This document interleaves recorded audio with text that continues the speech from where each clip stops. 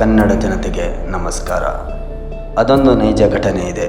ತಮಗಾದ ಅವಮಾನ ನಿಷ್ಠುರತೆಗಳಿಗೆ 18 ದಿನಗಳವರೆಗೆ ರಕ್ತ ಚರಿತ್ರೆಯನ್ನೇ ಸೃಷ್ಟಿಸಿ ಕೊನೆಗೆ ವಿಜಯಶಾಲಿಯಾಗಿ ತಮ್ಮ ಯೋಗ್ಯತೆಗೆ ಸಿಗಬೇಕಾದ ಕಿರೀಟ ಸಾಮ್ರಾಜ್ಯವನ್ನು ಪಡೆದುಕೊಂಡು ಇತಿಹಾಸದಲ್ಲಿ ಕುಂತಿ ಪುತ್ರರು ರಾರಾಜಿಸಿದಂತೆ ಅದೇ ರೀತಿ 17 ವರ್ಷಗಳು ಕಾದು ಕೊನೆಗೂ ಒಂದು ಕಿರೀಟವನ್ನು ತಮ್ಮದಾಗಿಸಿಕೊಂಡ ತಂಡ ನಮ್ಮ ರಾಯಲ್ ಚಾಲೆಂಜರ್ಸ್ ಬೆಂಗಳೂರು.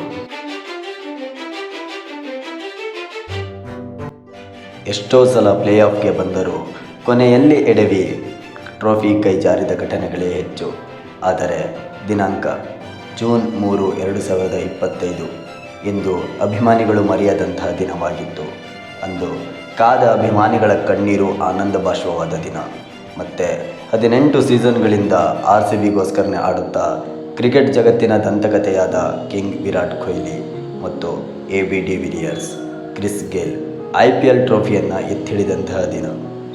ಅಂದು ಎಷ್ಟೋ ನ್ಯಾಷನಲ್ ಇಂಟರ್ನ್ಯಾಷನಲ್ ಕ್ರಿಕೆಟ್ಗಳಲ್ಲಿ ಗೆದ್ದಂತಹ ವಿರಾಟ್ ಕೊಹ್ಲಿ ಅವರಿಗೆ IPL ಟ್ರೋಫಿ ಗೆದ್ದಂತಹ ಖುಷಿ ಕಣ್ಣಲ್ಲಿ ನೀರು ತರಿಸಿತ್ತು ಅಂದರೆ ನೀವೇ ಯೋಚನೆ ಮಾಡಿ ಅವರ ಬದುಕಿನಲ್ಲಿ RCB ಅಭಿಮಾನಿಗಳು ಮತ್ತು IPL ಟ್ರೋಫಿ ಎಷ್ಟು ಮಹತ್ವ ವಹಿಸಿದೆ ಎಂದು. ಎಷ್ಟೋ ಜನ ಆಟಗಾರರು RCBಗಾಗಿ ಆಡಿದ್ದಾರೆ. ಆದರೆ ದುರಾದೃಷ್ಟವಶಾತ್ ಕಪ್ ನಮ್ಮದಾಗಿರಲಿಲ್ಲ. 2024ರಲ್ಲಿ ನಡೆದ ವುಮೆನ್ಸ್ ಪ್ರೀಮಿಯರ್ ಲೀಗ್ನಲ್ಲಿ ಕಪ್ RCBಗೆ ಬಂದದ್ದಾದರೂ ಹುಡುಗರ ಟೀಮ್ನಲ್ಲಿ ಒಂದಾದರೂ ಕಪ್ ಬರಬೇಕಿತ್ತಲ್ಲ ಎಂದು ಬೇಡಿಕೊಂಡವರೇ ಹೆಚ್ಚು. RCB ಮೇಲಿನ ಅಭಿಮಾನಿಗಳ ಲಾಯಲ್ಟಿಗೆ ಯಶಸ್ಸು ಕೊನೆಗೂ ಸಿಕ್ಕಿದೆ ಅಂತ ಹೇಳಬಹುದು.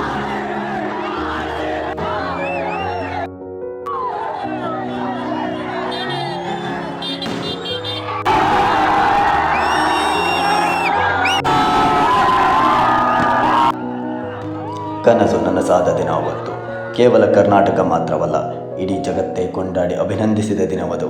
ಸಂಭ್ರಮಿಸುವಿಕೆಗೆ ಪಾರವೇ ಇಲ್ಲ.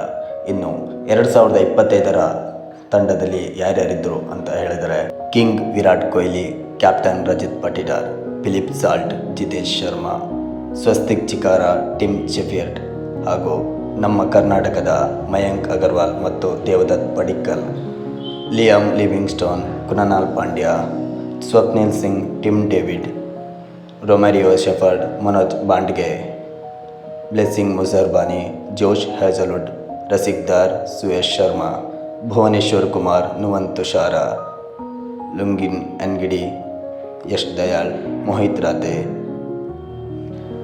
ಹಾಗೂ RCB ಕ್ಯಾಂಪ್ನಲ್ಲಿ ಇದ್ದಂತಹ ದಿನೇಶ್ ಕಾರ್ತಿಕ್ RCB ಕಪ್ ಗೆಲ್ಲುವಲ್ಲಿ ಬಹುಮುಖ್ಯ ಪಾತ್ರ ವಹಿಸಿದ್ದಾರೆ ಎನ್ನಬಹುದು.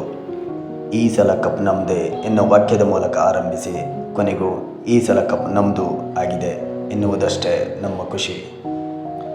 ಈ ವಿಷಯ ಅಭಿಮಾನಿಗಳ ಮನಸ್ಸಲ್ಲಿ ಅಜರಾಮರವಾಗಿ ಉಳಿಯುತ್ತೆ ಅಂತ ಹೇಳಬಹುದು. ಅಭಿಮಾನಿಗಳ ಸಂಭ್ರಮಾಚರಣೆ ಮುಗಿಲು ಮುಟ್ಟಿದೆ. ಅದೇ ರೀತಿ ನಮ್ಮ ತಂಡ ಹೀಗೆ ವಿಜಯಶಾಲಿಯಾಗಲಿ, ಮುಂದುವರಿಯಾಗಲಿ ಎನ್ನುವುದೇ ನಮ್ಮೆಲ್ಲರ ಆಶಯ. ಇಷ್ಟೊಂದು ಖುಷಿಯ ಸಂಭ್ರಮಿಸುವಿಕೆಯ ಮಧ್ಯೆ ಯಾರದೋ ತಪ್ಪಿಗೆ ಯಾರಿಗೂ ಶಿಕ್ಷೆ ಆದಂತೆ ಅತಿರೇಕದಿಂದೇನೋ ಮರೆಯಲಾಗದ ಅಭಿಮಾನಿಗಳ ಸಾವು ಹಾಗೂ ನೋವನ್ನು ಭರಿಸುವ ಶಕ್ತಿ ಅವರ ಮನೆಯವರಿಗೆ ಕೊಡಲಿ ಎನ್ನುವುದು ನಾನು ನಿಮ್ಮ Dhananjaya. Thank you for watching.